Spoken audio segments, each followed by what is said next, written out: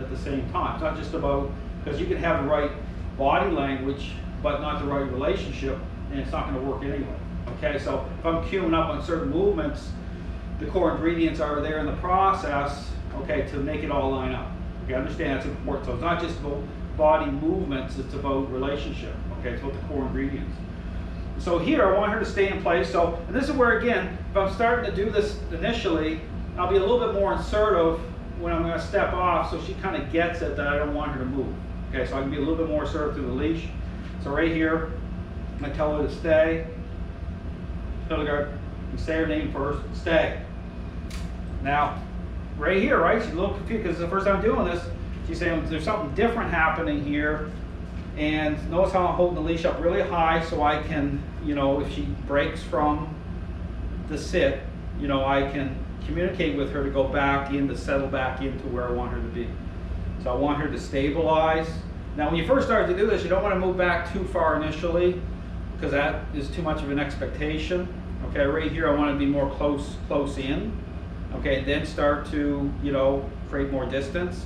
But notice how the leash is straight up, because then I can communicate with her effectively, anticipating that she might break out of the sit. All right, so, but the key is, if she starts to break out of it, communicate ahead of time to get her back in. Don't wait too long. Just have to anticipate. This is where you're dialed into a dog's state of mind. And I'll say her name again for the other command for her to, you know, Hildegard, come. So I say come, pull right in, straight in. I want her right straight into me. I'll do a little push and pull that way. And I'll show how the heel will set up after, okay, with her coming right in around to my side, and then we can launch off into, you know, going forward into walking her. And again, this all sets up off leash as we go. Not today, but that's the intent. So right here, I'm going to step straight back. Stay.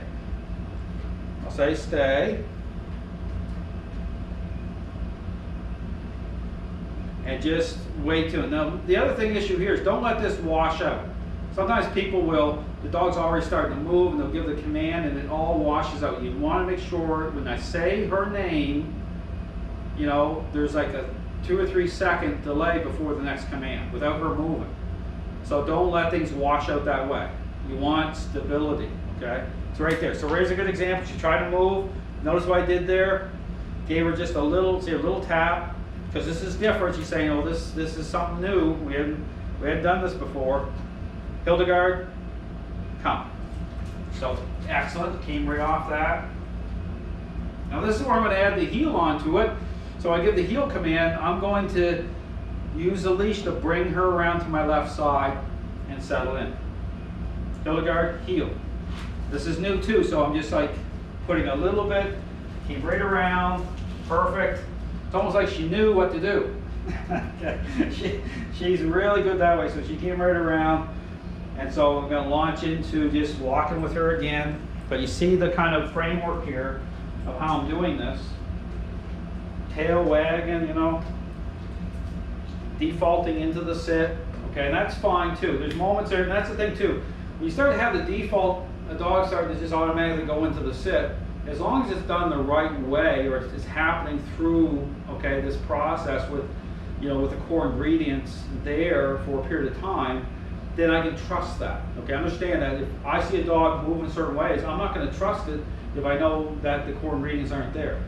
And I can actually test it anyway to know it's a problem. So understand, you can always put everything I say to the test. You can put the relationship to the test.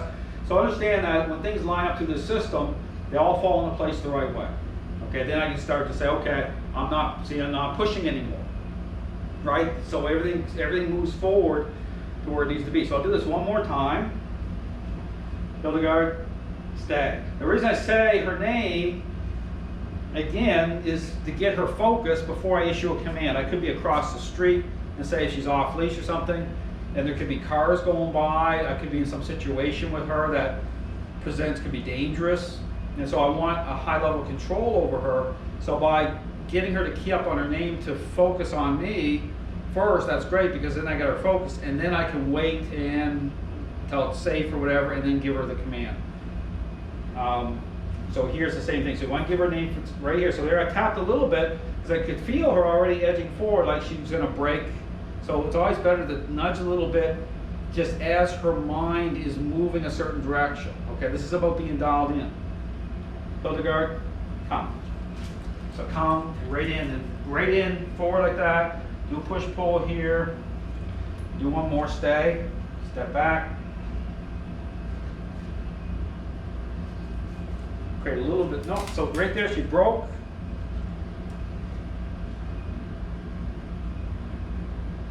Hildegard, come. Right in. Push pull. Hildegard, heel. Heel. Back around. Really capture. Make sure it lines up perfectly.